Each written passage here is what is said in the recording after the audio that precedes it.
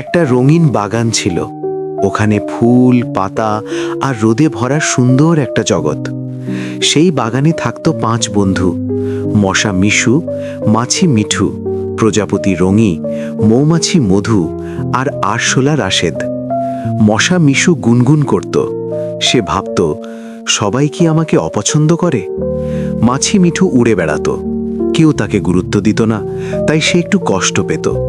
প্রজাপতি রঙি ছিল খুব সুন্দর, কিন্তু সে কখনো কাউকে ছোট করত না।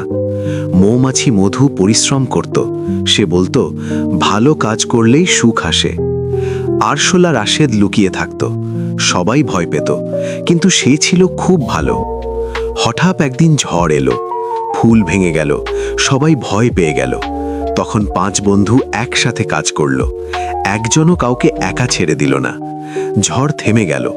সবাই বুঝল, একসাথে থাকলেই জীবন সুন্দর।